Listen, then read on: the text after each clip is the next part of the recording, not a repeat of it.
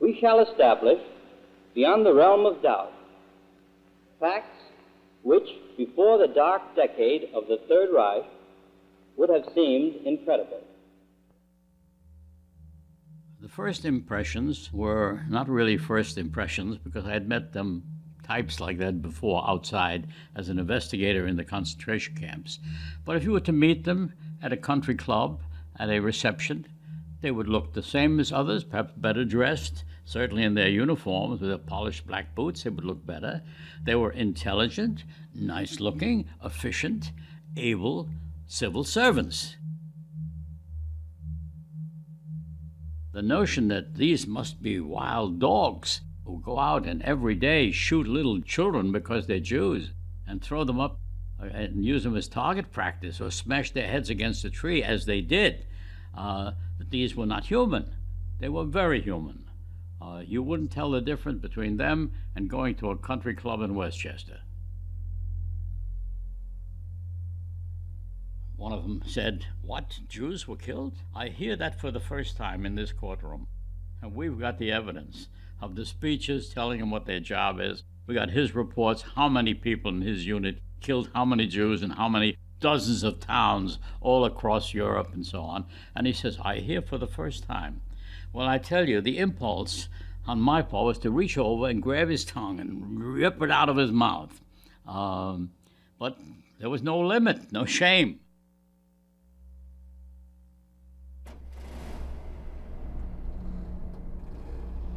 Prosecution rested its case after 2 days, and I didn't want to talk to any of them, and I didn't talk to any of them during the trial. The only time I varied from that was when the lead defendant, Dr. Otto Ohlendorf, Major General in the SS, was sentenced to death, and I knew that he was the father of 5 children. I knew that he had admitted to killing approximately 90,000 Jews, and I went down to the death house to have a word with him.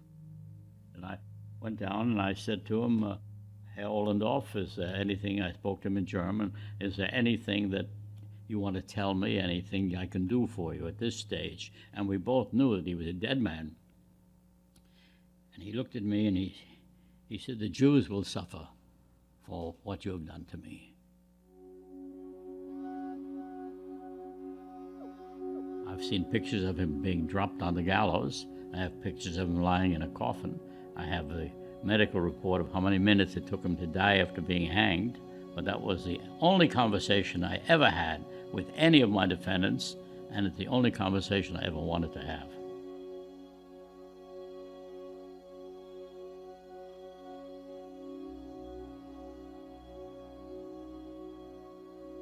There's a reason to study holocausts and other mass killings.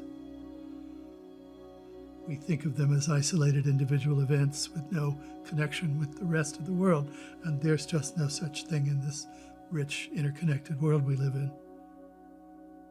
Ultimately, I think we have to understand how people can be prepared by institutions and organizations to use horrific violence outside of the realm of what we consider civilized behavior. I mean, it's ironic if you think about it. We were all killing, but there are rules even for killing, and there should be. I never said this is a German characteristic. It's not a German characteristic at all. It's practiced in many parts of the world at different times. Most wars are fought by and led by educated people who are determined to kill all the adversaries, whether they're innocent or guilty. But these are the policies which come from the top, from educated people. They don't come from wild beasts. We really believe there's a phenomenon of people being overexposed and undereducated. They're confronted with images and with media and with Hollywood films, but they don't really know the history behind that. And we believe that this history has to be taught in a very careful and a very clear and a very contextualized way. Why? Well, the easy answer is we don't want this to happen again. It's hard to look at these things, and that's why we must look at these things. They unleash within us a feeling of shame. Shame not because we were the perpetrators, but shame because we remember the same species that perpetrated this crime. But if you feel uncomfortable, that's good. If we ever feel comfortable, if we ever feel easy, then something deeply and profoundly moral within our own humanity has been shattered and lost.